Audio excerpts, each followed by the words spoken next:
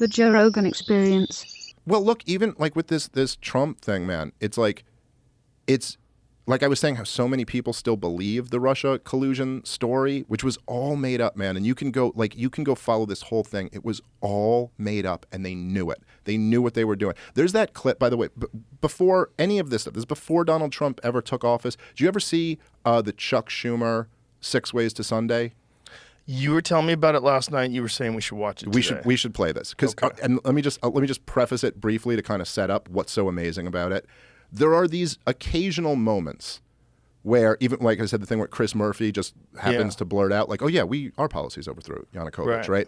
Like there are these moments where kind of like these rare moments of honesty from the kind of leaders of the regime. Yeah. And this one comes because Rachel Maddow asks him like an impromptu thing. And she says that. She leads that. Yeah. So, but this is just so you know, this is Donald Trump has been elected, but he hasn't been. He's a president-elect here. So it's after the election, but he's not president yet. So this was about him tweeting something here. But he's taking these shots, this antagonism, this taunting to the intelligence community. Let me tell you, you take on the intelligence community, they have 6 ways from Sunday at getting back at you. So even for a practical, supposedly hard-nosed businessman, he's being really dumb to do this. What do you think the intelligence community would do if they were motivated? I don't know, but from what I am told, they are very upset with how he has treated them and talked about them. So, and what happened right before that is that Rachel Maddow goes, she goes, "All right, I'm sorry to put you on the spot here, but Donald Trump just tweeted this thing about the intelligence community. Any thoughts on that?" So it's not like he was prepared for this. Right. The most powerful senator in America, his initial gut reaction was like, "Well, dude, you're taking on the intelligence. I mean, you want to go up against the CIA? You think you're going to win that fight? Yeah. Like they're going to get you." And this was already after they had already been, they were spying on his campaign. They had already kind of begun framing him for this whole Russia thing, which was always nonsense. Now, it started with, the Steele dossier and all that stuff. And then they were spying on Carter Page, who was like a pretty low-level advisor in Donald Trump's campaign. And the allegation was that the Russians had offered him a huge stake in like one of their biggest energy companies if he could get Donald Trump to remove all of the sanctions that we had at the time on Russia, which on the face of it made no sense because he's like a low-level advisor on the campaign. He's not even in the administration. Was this based on intercepted emails? No, this was based off the Steele dossier, which was opposition research that Hillary Clinton had funded, where she hired this British spy to go like dig up dirt on Donald Trump. And they put together this whole dossier alleging that he was, he had been in bed with Russia for years. He was compromised. It was that the prostitutes were peeing on him and all this like crazy shit. And they all knew it was unverified. They all knew it was like, all of it, almost all of it ended up being disproven. So when they went to Carter, but just to understand like the idea of trying to bribe a low-level advisor on a campaign to then somehow take over the administration once he got it'd be like on the level of if someone was like we're going to bribe the door guy at the mothership to make sure that the Joe Rogan Experience only talks about these subjects. And you're like, I mean, even though there's a loose connection between you and the guy who works at the mothership, the idea that he would ever then be able to come in and take over the show and control it just made no sense. But we now know that the CIA told the FBI that Carter Page was a good guy, that he was a CIA informant. Then they told the FBI, they were like, no, he's not a spy. He's one of ours. So just lay off. And then the FBI lied about that on the FISA application. And this was the only guy who went down for the frame job was this one FBI lawyer for misrepresenting what the CIA said. So basically, they said that he was approached by Russians, and that he was approached by a group of Russians to see if he would turn and work for them. And the CIA were like, yes, he was, and he came right back to us and told us about it. And then when they were putting in the application for the FISA warrant, the FBI said he was approached by these Russians, and the CIA confirmed it. So they said that the CIA confirmed that he was approached by these guys, but they left out the part that the CIA said, and he came right back to us and told us about it. So that one guy was the only guy who got charged. Did he get? Because it was no jail time, but he did get charged. Carter Page got charged? No. The FBI agent the FBI lawyer who lied on the application. Oh, interesting. Carter Page, they had 3 FISA court warrants on him. They spied on him all up and down. Never been charged with anything because he wasn't a spy. Right. And Donald Trump, even now with all these charges, right? He's never been charged with treason. He's never been charged with inciting an insurrection. Because they know they can't get him on those charges. So what they're getting him on is all these like novel legal theories. Well, it's not very clear that he violated the statute, but if we interpret it this way, we could make the argument for the first time ever that this was actually a violation of law. It's all like they're grasping at straws. And it's very clearly like they've weaponized the legal system against this guy. It's not a coincidence that all of these indictments are coming down right now. Like, why was the January 6th thing? Why would any of this be coming down right now? Right. All those other people in January 6th, they got charged and arrested immediately. It was determined by the powers that be, with the corporate media, the deep state, all of the establishment, that he was unacceptable. And that's not new to Donald Trump. There were a lot of candidates who have been determined to be unacceptable. Ron Paul was unacceptable. Bernie Sanders was unacceptable. Tulsi Gabbard was unacceptable. And you saw like the machine be weaponized against all of them to keep them out. But Trump beat the machine. Yeah. The difference is Trump won. I mean, there's other differences, but the guy who they determined was not acceptable ended up winning. And part of what was so powerful about that is that it kind of destroyed the illusion of inevitability that I think progressives rely on.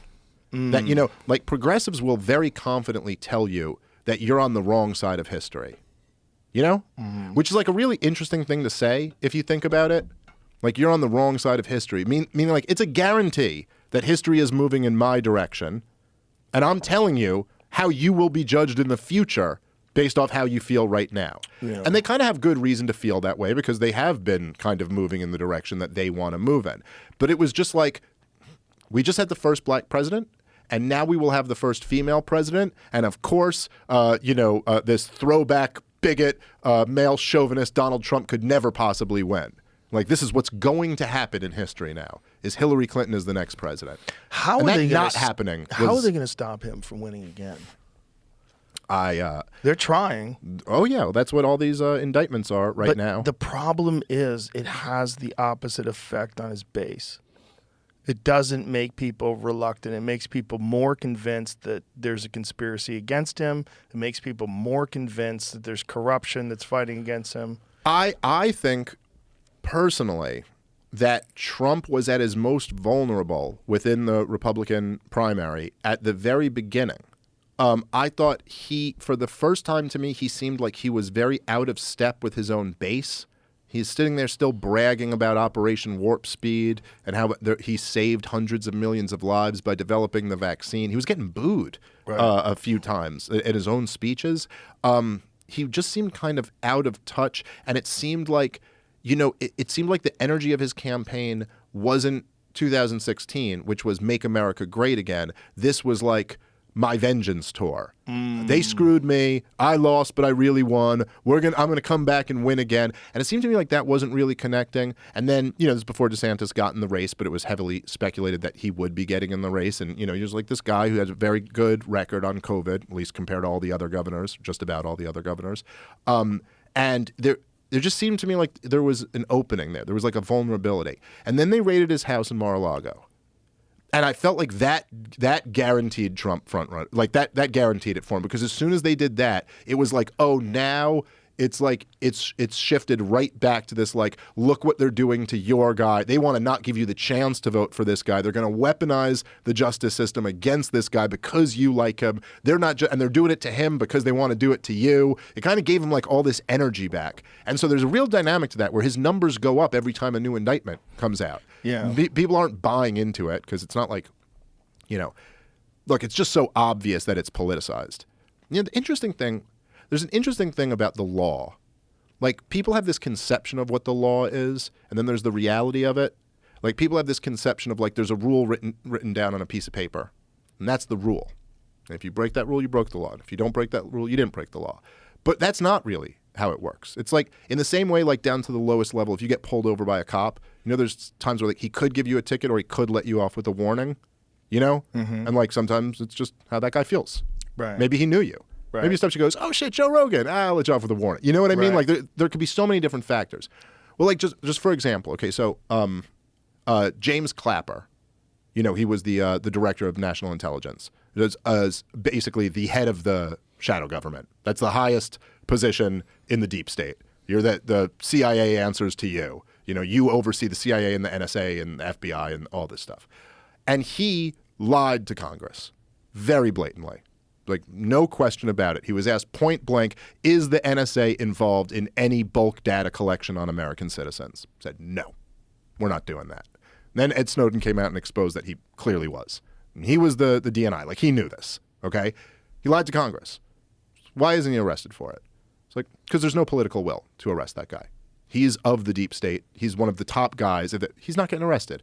Now, Michael Cohen lied to Congress. He got a month wrong when he was talking about a deal that he was working on for Trump. He said it happened in June, but it was really in January or something like that. He got charged with that. And because they wanted to put pressure on him to get him to flip on Donald Trump, which he did.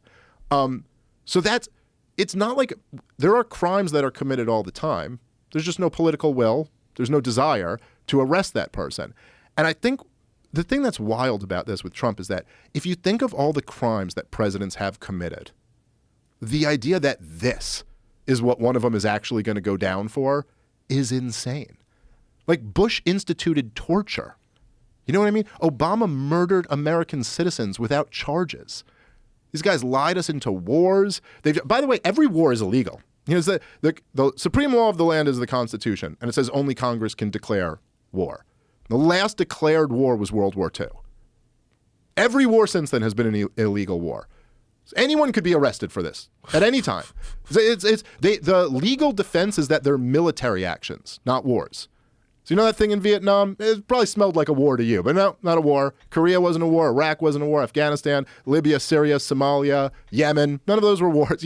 It's anyone, if there was any political will, any one of these presidents could be arrested for any number of crimes. And yet they're not. But yet Trump didn't give back the classified information quickly enough, even after they asked him. Oh, he's got to be indicted for that. Even though other presidents have done pretty much the same thing, no, he's got to be indicted for that. What is the Georgia thing is interesting because he was going to have a press conference where he was going to reveal all of the information that proves that he was telling the truth about the Georgia election being rigged.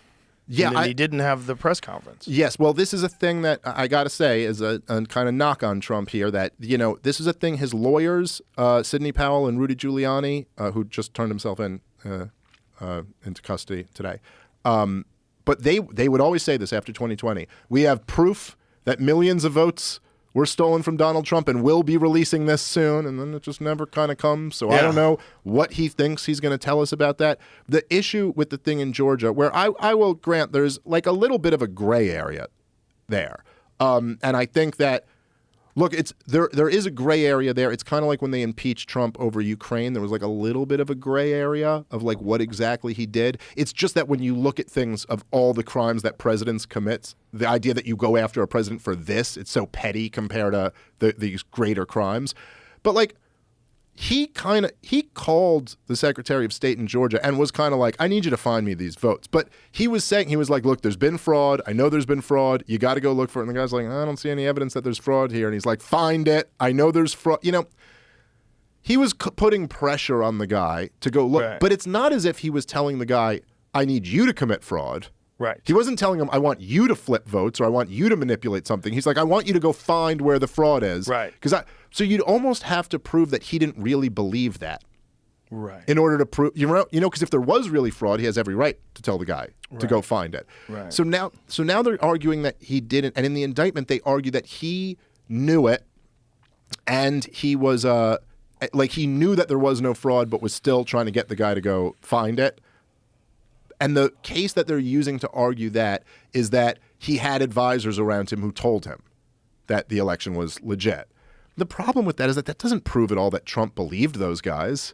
just because they told him that. Right. If there's one thing I'm fairly confident in, I believe Donald Trump believes he won the election in 2020.